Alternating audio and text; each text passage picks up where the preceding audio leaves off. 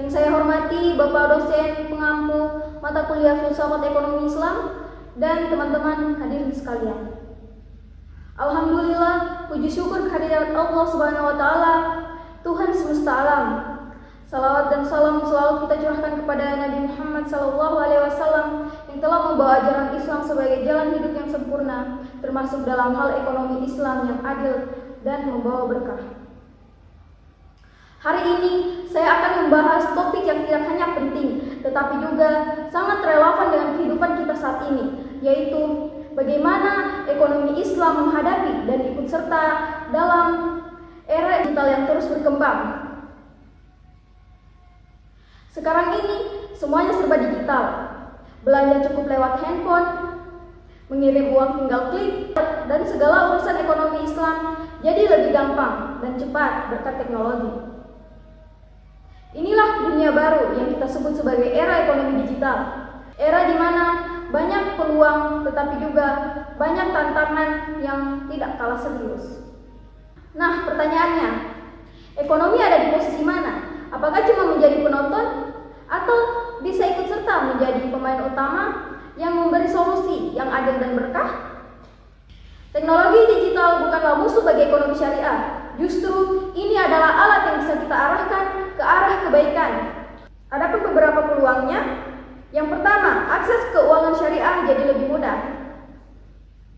Dengan hadirnya fintech syariah, bank digital, dan e-wallet halal, masyarakat yang dulunya kesulitan akses keuangan sekarang jadi bisa ikut terlibat dalam sistem ekonomi syariah yang adil dan berlandaskan syariah.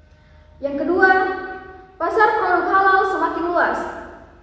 Lewat e-commerce, produk halal seperti pakaian, minuman, sampai jasa wisata halal bisa dilakukan cukup dari rumah.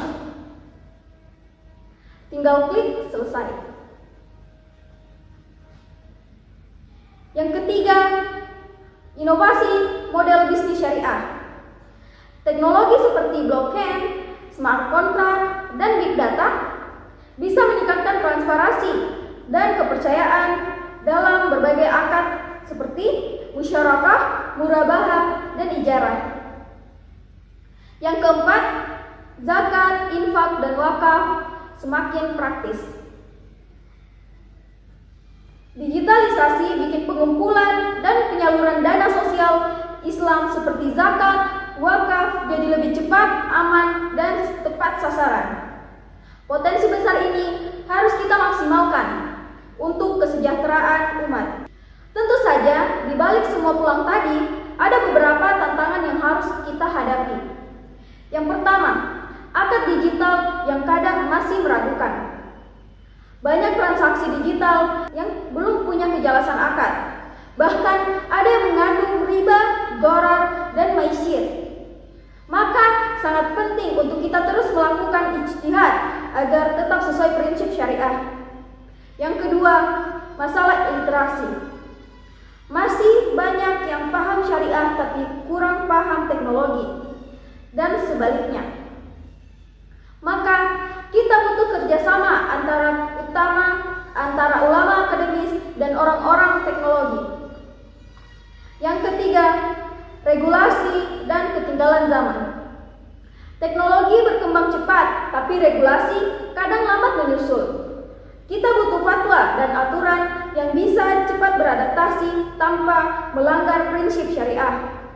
Yang keempat, etika di tengah dunia yang serba cepat. Ekonomi syariah tidak cuma soal halal dan haram, tapi juga soal nilai-nilai keadilan, etika, keberkahan. Ini yang bikin ekonomi Islam beda dari sistem ekonomi kapitalis yang hanya mengejar untung. Hadirin sekalian, kita tidak boleh hanya jadi penonton dalam revolusi digital ini. Justru kita harus ikut serta menjadi pelaku utama dalam membangun ekonomi digital yang tetap berlandaskan syariah, yang adil, transparan, dan bermanfaat. Mari kita siapkan generasi baru yang bisa paham teknologi dan paham syariah, bukan hanya ahli coding, tapi juga punya integrasi dan nilai-nilai Islam. Karena teknologi digital bukan cuma soal profit, tapi juga soal bagaimana kita bisa membangun sistem ekonomi yang menebar manfaat, menetapkan keadilan, dan menghadirkan keberkahan. Semoga orasi ini bisa membuka wawasan dan menggerakkan semangat kita semua untuk terus mengembangkan ekonomi syariah di tengah kemajuan zaman. Baik, itu saja. Jika ada salah kata, mohon dimaafkan. Wassalamualaikum warahmatullahi wabarakatuh.